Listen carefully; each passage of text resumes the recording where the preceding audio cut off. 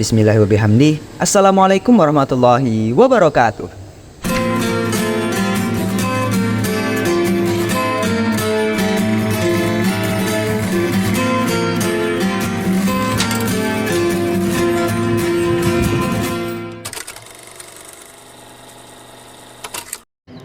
Menurut Kamus Besar Bahasa Indonesia, pengorbanan adalah proses, cara, atau perbuatan mengorbankan.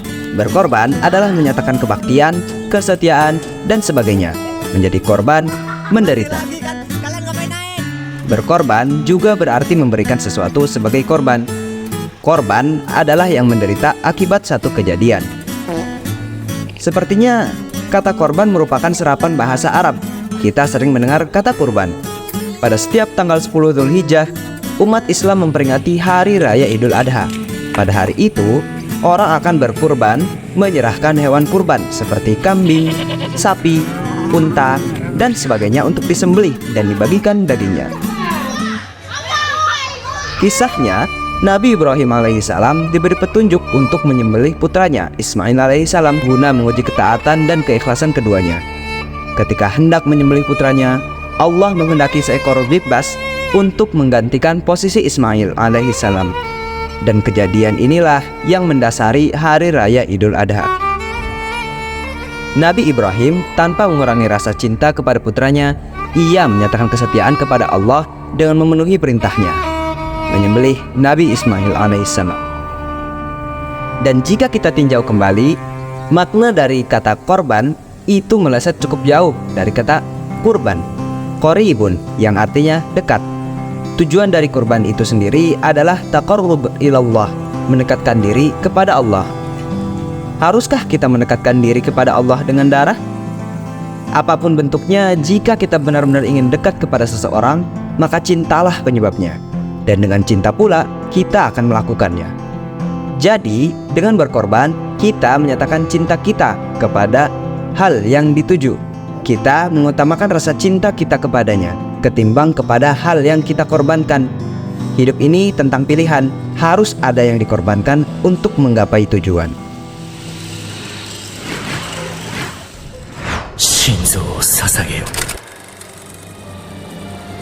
Pernahkah kita berpikir bahwa kita adalah orang yang paling banyak melakukan pengorbanan?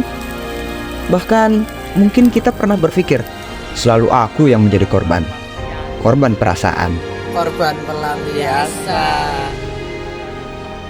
Pengorbanan identik dengan pelayanan.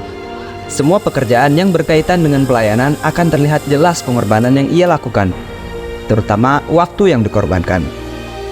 Mulai dari ibu rumah tangga, guru, kuli, mengorbankan waktu bersenang-senangnya. Petugas keamanan, satpam, polisi, TNI, mengorbankan waktu di mana lazimnya untuk beristirahat. Bahkan pelaku kejahatan sekalipun seperti pencuri, pengedar narkoba, penipu, dan pembunuh telah mengorbankan ketenangan mereka demi melancarkan aksinya.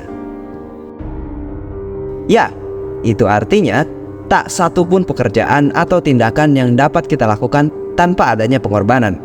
Maka dari itu, anggapan bahwa selalu aku yang menjadi korban tidak dapat digunakan, karena setiap orang melakukan pengorbanan dan itu mengarah kepada kita semua adalah korban. Benarkah demikian? Sekarang mari kita telusuri mengenai siapa yang paling banyak berkorban. Singkatnya, orang yang paling banyak berkorban itu adalah orang yang banyak pelayanannya. Para tokoh spiritual, para pahlawan revolusi, para akademisi, dan banyak lagi tokoh yang belum kita sebut. Mereka telah melakukan banyak sekali pengorbanan dan pelayanannya bisa kita rasakan hingga saat ini. Satu sosok yang tidak boleh sampai kita lupa, yaitu Nabi Muhammad SAW, yang jika tanpa keberadaannya dunia ini tidak akan diciptakan. Tapi kembali lagi, jika Anda merasa berkorban menghadapi lelahnya belajar dan mengajar, maka Tuhanlah yang telah menyediakan pengetahuan dan menghendakinya. Jika Anda merasa berkorban meluangkan waktu dan energi untuk mengolah bumi, maka Tuhan menyediakan langit, bumi, dan segala kondisinya untuk Anda melakukannya. Jika Anda merasa lelah membantu mengobati manusia lainnya, maka Tuhan membuka mata Anda, mengalirkan nafas dan darah dalam tubuh Anda, membuat jantung Anda berdetak sepanjang waktu tanpa henti. Tak sesuai pun daun gugur tanpa kehendaknya. Dan bahkan waktu yang merupakan unsur dari setiap pengorbanan berada dalam genggamannya. Jadi, di manakah letak pengorbanan yang kita lakukan di hadapan Tuhan?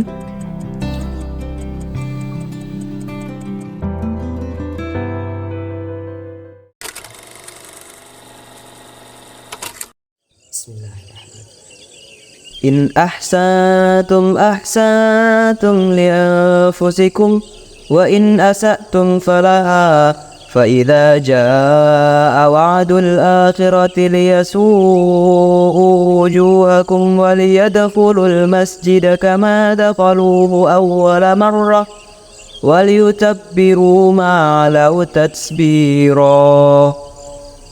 Jika berbuat baik, kamu telah berbuat baik untuk dirimu sendiri. Jika kamu berbuat jahat, itu kembali kepada dirimu sendiri. Apabila datang saat yang kedua, kami bangkitkan musuhmu untuk menyuramkan wajahmu, untuk memasuki masjid sebagaimana memasukinya pertama kali, dan untuk membinasakan apa saja yang mereka kuasai. Quran Surah Al-Isra ayat 7. Gede Prama menuliskan, kehidupan serupa gelombang lautan, bahwasannya kita tak dapat mencekram gelombang tinggi berupa kesuksesan dan kemenangan dengan keserakahan, dan tidak bisa menendang gelombang rendah agar cepat-cepat menghilang dari bibir pantai dengan kesedihan. Semua berputar alami apa adanya. Masa kejayaan dan kehancuran itu kami pergilirkan di antara manusia agar mereka mendapat pelajaran. Ini merupakan takdir yang telah Tuhan tetapkan untuk kita. Tak dapat dipungkiri bahwa dunia akan terus bergerak, berkembang, meluas.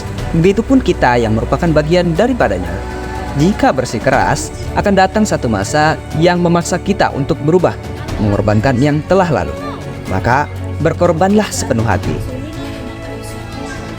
Dengan seluruh pelayanan yang Tuhan berikan kepada kita, setidaknya kita melaksanakan apa yang Ia perintahkan. Bekerjalah kamu. Tuhan tidak membanding seseorang, melainkan sesuai dengan kesanggupannya. Segala sesuatu memiliki urutan prioritas. Dan kalau kita mencintai sesuatu, maka cintailah pemilik sejati dari hal tersebut. Alasan mengapa kita hidup di dunia adalah karena Allah, dan tujuan hidup kita pun adalah Allah. Maka berkorbanlah segenap jiwa dan ragamu untuk Allah. Jika seorang hamba mendekatiku sejengkal, niscaya aku mendekatinya satu hasta. Jika dia mendekatiku satu hasta, niscaya aku mendekatinya satu depa. Jika dia mendatangiku dengan berjalan kaki, niscaya aku mendatanginya dengan berlari. Hadis riwayat Bukhari.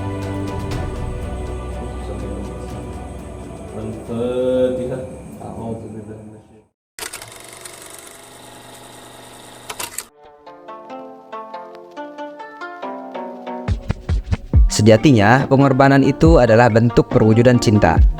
Sifatnya yang maha mensyukuri membuat Tuhan menjadi sosok yang paling mencintai diri Anda, diri saya, diri kita semua, bahkan ketimbang diri sendiri. Karena itu, cintailah Dia. Jika saat ini Anda merasa hidup Anda dalam tragedi, ketahuilah, sesungguhnya hidup ini adalah sebuah komedi yang akan segera berakhir. Kendalikan pikiran, kendalikan hidupmu. Wallahu a'lam. Terima kasih atas perhatiannya, mohon maaf atas kekurangan. Akhir kata, wassalamualaikum warahmatullahi wabarakatuh.